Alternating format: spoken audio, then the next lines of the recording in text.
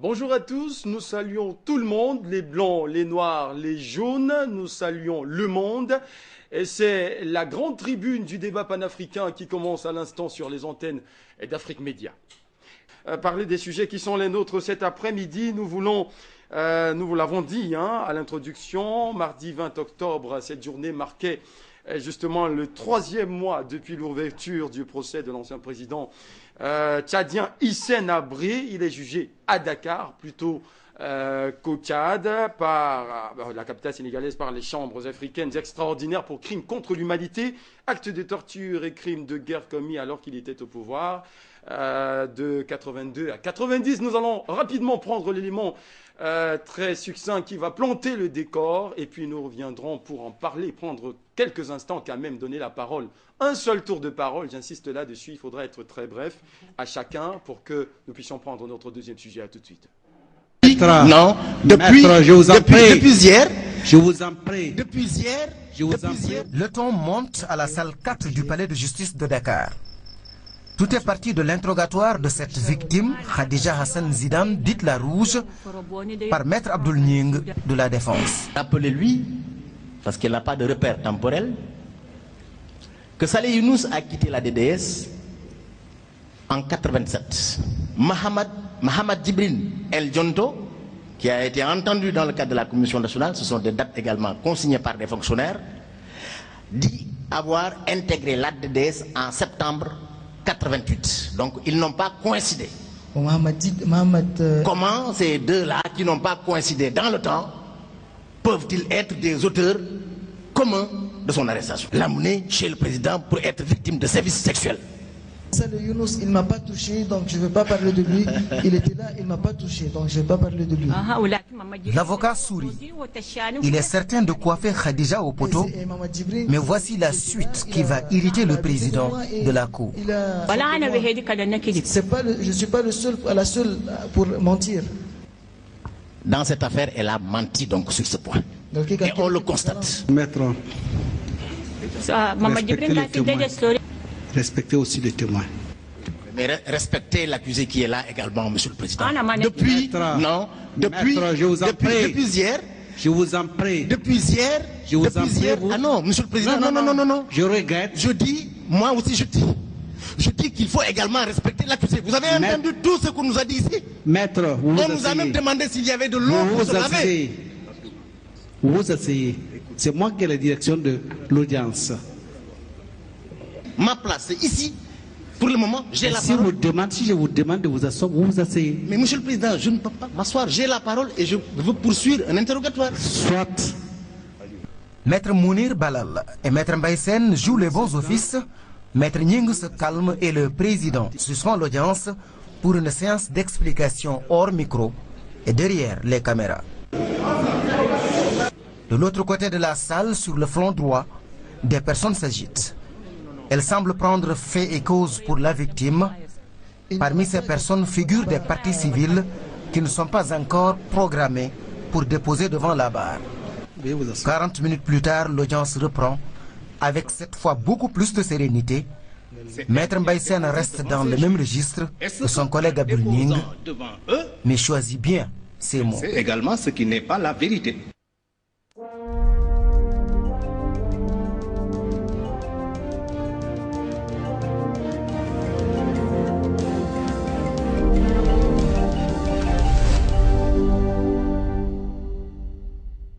Place est donnée au débat, vous avez pu le constater, nous avons voulu vous faire vivre quelques minutes de ce procès qui bat son plein. C'est tous les jours comme ça, le rappelait quelqu'un sur ce plateau, depuis le début du procès.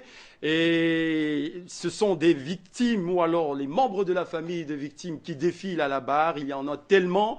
Nous n'allons pas jouer au juge ici, nous n'allons pas donner raison à une partie, mais nous voulons nous poser la question ce soir de savoir si, avec ce procès, on peut dire, sans risque de se tromper, que l'impunité commence à prendre la poudre d'escampette en Afrique, c'est-à-dire des dirigeants qui ont commis des exactions, seront-ils bientôt appelés à comparaître sur le sol africain et non ailleurs?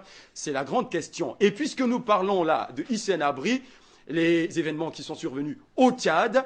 Pourquoi Hissène Habré ne parle-t-il pas? Devrait-il être jugé seul?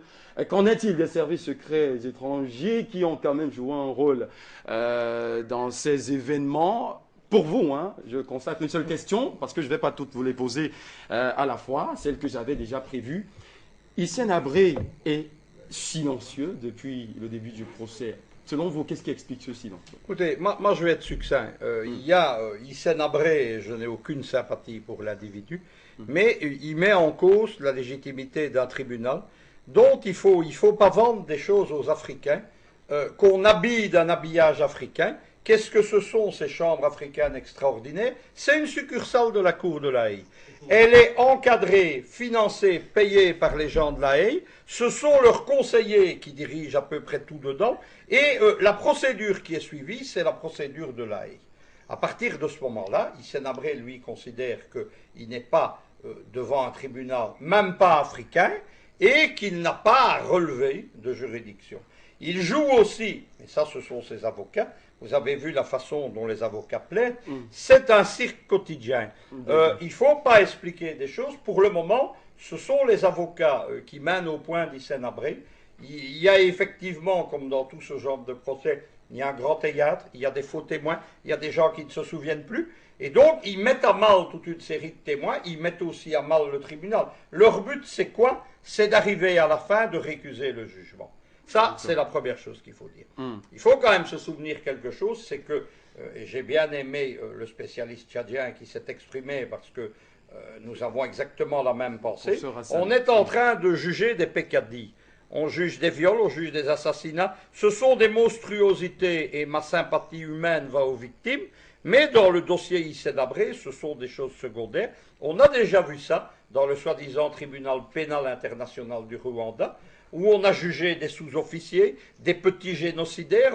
Mais les responsabilités, et j'en viens parce que ça sera à la fois mon point central et ma conclusion, dans le procès du Rwanda, on n'a jamais jugé les responsabilités de Paris, les responsabilités de la Belgique, les responsabilités de la Cour belge. Ça n'a pas été.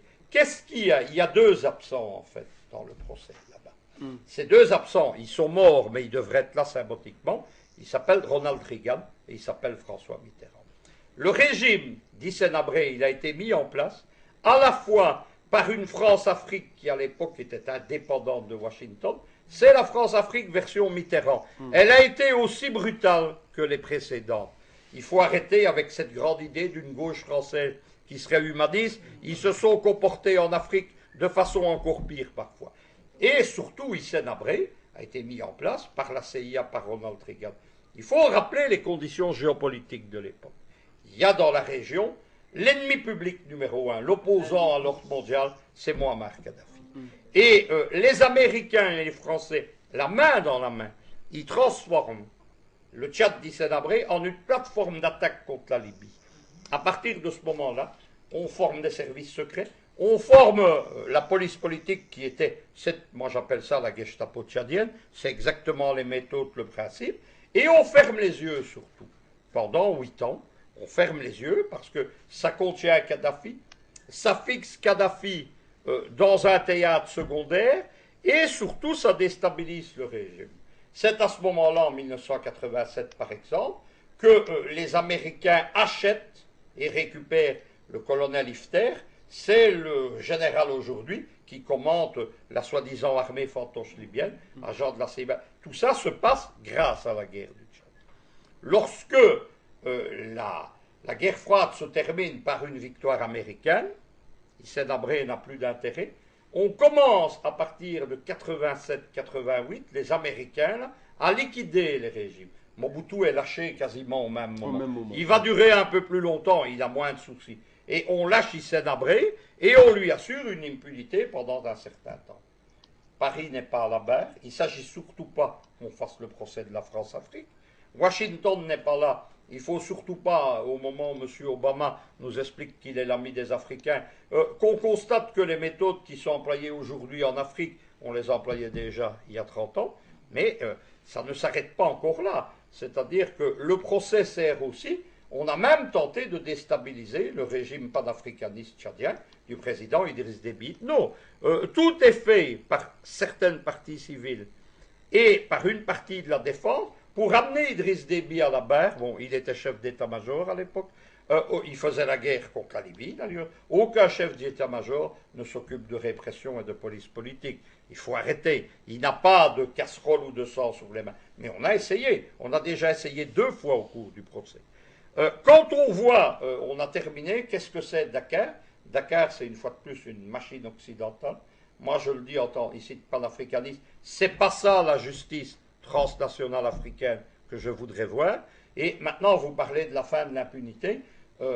La fin de l'impunité de qui? On est allé chercher un type qu'on a chassé du pouvoir il y a maintenant 25 ans, qui n'est plus rien du tout, qu'on a un peu protégé puis pas protégé, et qui aujourd'hui, il est à la fin de sa vie. Il est apparemment malade, il a décidé de se taire. Peut-être aussi parce qu'on lui a dit ne parle pas et tu auras un autre traitement. Mais vous savez, à partir du moment où vous savez, vous allez mourir en prison. Parce que c'est ça. Quand vous tombez dans les mains de la machine de La Haye, vous finissez là-bas. Milosevic a été mort sans être jugé. Il y a un vice-président serbe, Tchéchel, qui s'est constitué prisonnier. Il est resté 11 ans dans les geôles de La Haye sans être jugé. On l'a lâché parce qu'il a un cancer du côlon. Il est à la fin de sa vie. Et tout se passe comme ça. C'est ça les juridictions internationales. Donc, Hissène Habré n'a plus rien à perdre. Et donc, il est ici dans une défense en rupture, avec, vous l'avez vu, de très bons avocats extrêmement agressifs. Et j'ajoute aussi bien les juges que l'accusation qui sont faibles. Je pense que le tribunal ne va pas sortir grandi. C'est tout. Et c'est très grave parce qu'on a effectivement, et c'est l'avis de mon confrère tchadien, dont je salue la pertinence de l'analyse, on a une fois de plus un type dont on accepte Hissène Habré, qui se pose en victime face à des victimes réelles. Maintenant, le défilé des faux témoins, des vrais, ça se passe toujours comme ça. Conclusion. Il y en a eu à Nuremberg. En conclusion, l'Afrique ne doit plus... c'est une parodie de justice. Oui. Oui. L'Afrique ne doit plus accepter de participer à des parodies ou à des théâtres judiciaires aux mains des Occidentaux. Il faut une cour extraordinaire panafricaine et elle ne doit pas avoir de lien avec les gens de La Haye.